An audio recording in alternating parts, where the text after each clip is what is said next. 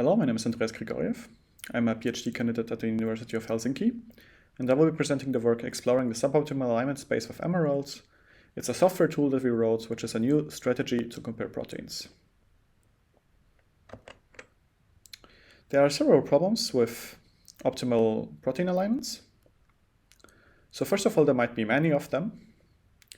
Many aligners just choose a random alignment in the end, but we don't know whether that is actually the correct one, the best one to choose. The correct one, the one that contains the most biological meaning, might even be a suboptimal alignment, of which there are of course also lots of them. Especially when using multiple sequence alignments, we choose exactly one alignment. We do this heuristically because exact calculations require an exponential amount of time. And this choice is propagated throughout the next sequences.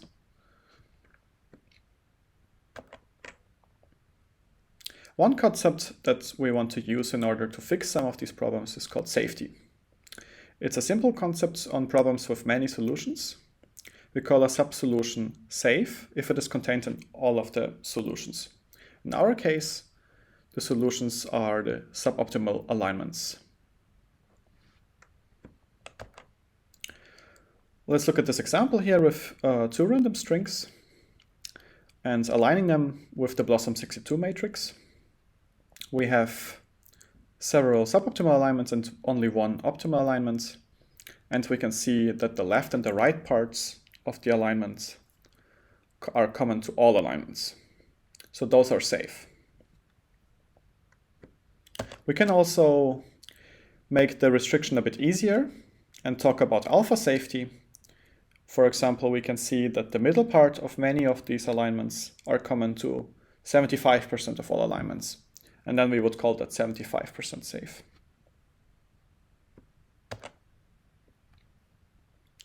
The goal with the software tool Emerald is to find what we can also call conserved regions of proteins with safety. In this work, we call them safety windows, and we want to scale this up to the tree of life.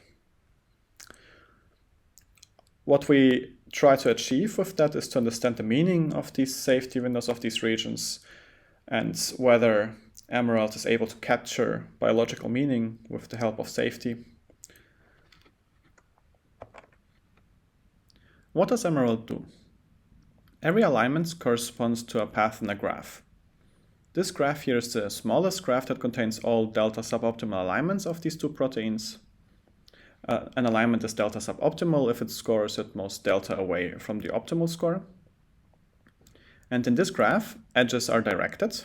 All the paths go from the top left, the source, to the bottom right, the sink. And they have a weight. The weight comes from the substitution matrix. In this case, it's Blossom 62. And optimum weighted source to sink paths, those paths with the highest weight, correspond to optimal alignments. Diagonal edges corresponds to matchings between two amino acids. Looking at the optimal alignment here in black in the graph, we see only diagonal edges. That's why the alignment has no gaps. Whereas horizontal and vertical edges correspond to gaps, as we can see, for example, in the orange and in the blue alignment. So how do we calculate the safety windows on this graph structure? We start by calculating for every node the number of paths it has, both from the source to the node and from the node to the sink. We can do this because the graph is acyclic. If we want to know whether an edge is safe, we take the two nodes, we multiply the number of paths from the source to the left node and from the right node to the sink together, and this gives us the number of paths such that the edge isn't contained in this path. And dividing this by the total number of paths in the graph, we see the proportion of paths that the edge is contained in. So the edge is alpha safe if this value is larger than alpha. So that's how we find safe edges. We can just calculate this for every edge, this number. But how do we extend these to safety windows? Well, if we take the alignments again, in this case we can see that all the safety windows happen to be contained in the blue alignment. A safety window is just a path, a subpath of several safe edges together. And it's a fact that when alpha is chosen to be larger than 50%, all the safe edges are contained in an alignment. So we can just find this alignment. It doesn't matter which one, there are more than one alignment. And then we can iterate through this alignment in order to calculate the safety windows. If we have two indices, with the right one, we just iterate through the alignment. And while we do that, we keep the left index as small as possible, such that the interval is as big as possible. These intervals will then correspond to our safety windows. And what do I mean by letting the interval be as big as possible? Well, we always want that the left index is smaller than the right index, but we also want that this interval is safe. And whenever we increase an index, we can just update the proportion of paths this subpath is contained in, and that's how we can find all the safety windows with this two-pointer approach. This is the whole pipeline of Emerald. We start with a cluster of proteins. One of them is chosen to be the cluster representative, and all other proteins are the cluster members. For example, the cluster representative can be the highest protein on the phylogenetic tree. And then we align every pair of cluster representative and cluster member. In this case, we have 4 runs, 4 alignments. And for each pair, we calculate the safety windows in this alignment based on the whole suboptimal graph. And given that when alpha is larger than 50%, those safety windows are all located in an alignment, we can just project those safety windows onto the sequence, as we can see on the bottom left with the cluster members here. Once we have the safety windows on the sequences, we can compare them together and see what else we can infer from the position of the safety windows throughout the whole cluster. As a proof of concept, we have done some experiments with Emerald. In these experiments, we will look at the proteins individually, and we will not compare the safety windows of different proteins with each other. We used SwissProt for our test data. In June 2021, it contained around 560,000 sequences. We clustered the sequences with Diamond, which is a tool by Benjamin Buchfink. We filtered out all the singleton clusters, in the end resulting to 16,000 clusters and around 400,000 sequences. We ran Emerald with the alpha parameter 75% and the delta parameter 8. This means that the safe alignments need to be contained in at least 75% of all the alignments. And we look into the suboptimal alignment space with the delta value being equal to 8. We assigned to every amino acid a secondary structure type with the tool stride. And we define a base to be stable if it's not coil, strand, or turn. And the idea is now to figure out how well does Emerald capture our stable bases. First, we are going to look at the safety coverage for each individual structure type. Those are all the structure types that have been assigned to the amino acids in our test data, and we labeled them into stable and unstable. The vast majority of stable bases were alpha helix.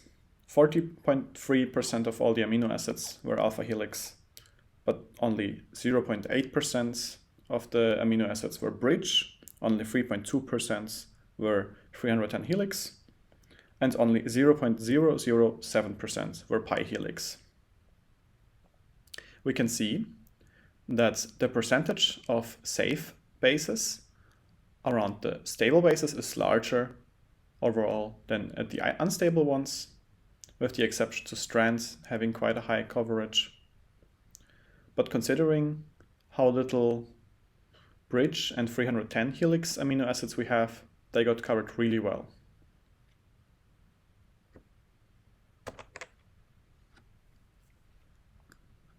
Let's take a look at the stable structure retention.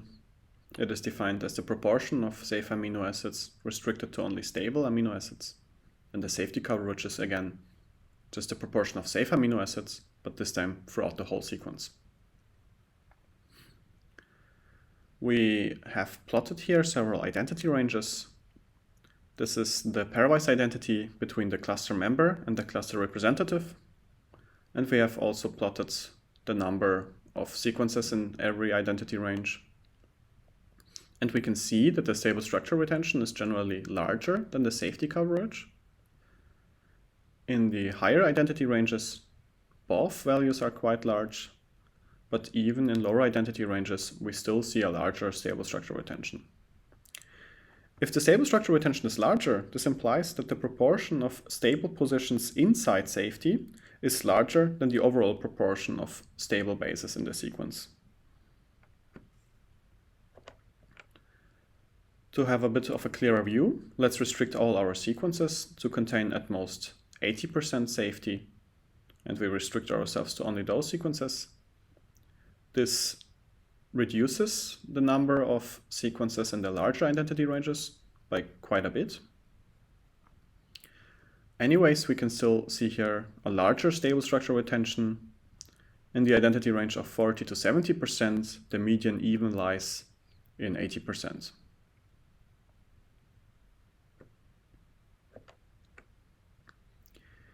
Here we can see two plots with again an A and a B plot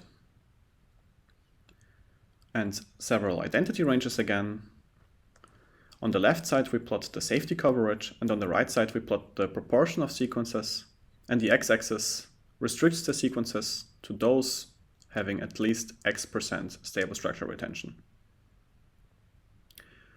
On the right plot we can see that the dark red line and the purple lines, which are all sequences and the sequences in identity range 40 to 70% respectively, we can see there that 20% of these sequences have a stable structure retention of at least 100%. And on the left side we can see that they are covered by around 15% by safety. This means that 20% of the sequences are covered perfectly by Emerald, meaning that the stable structures got all covered by safety, while the safety coverage is only at 15% throughout the whole sequence. This means we can only look at 15% of the whole sequence, and we know that those 15% of the sequence contains all stable structures. On the B plot, we again restrict ourselves to those sequences with safety coverage of at most 80%. And we can look at the purple plot again, which contains the sequences of identity range 40 to 70%. Here that we can see that around 10% of the sequences have a stable structure retention of 100%, and the safety coverage is really close to 0.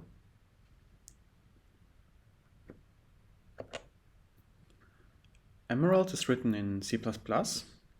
It analyzes the suboptimal space, and if n is the larger sequence length, the runtime is of n squared. And the advantages of Emerald are we do not choose an arbitrary optimal alignment, but we scan the whole suboptimal space. We have exact calculations rather than a heuristic. And as we have seen, we have quite some good precision even beyond high identity protein pairs. You can look at the source code on our GitHub, and you can install it via Conda. The installer does everything for you. Or you can download the binary if you have a fitting operating system from the GitHub, or you can compile it yourself. The program is relatively simple. The only library which is not the standard lib is the GNU multi-precision library, and otherwise you can easily compile it yourself without any issues. Let's look at the runtime and memory consumption of Emerald on our datasets from Swissprot. Every dot here is a cluster, and we sorted the clusters by the length of the representative sequence. And we can see here that no test case takes much longer than 1,000 seconds, which are around 17 minutes. And memory-wise, there's only a few outliers. Other than that, it requires less than 2 gigabytes of RAM. And those plots here also more or less match with the runtime, with the theoretical runtime of n squared.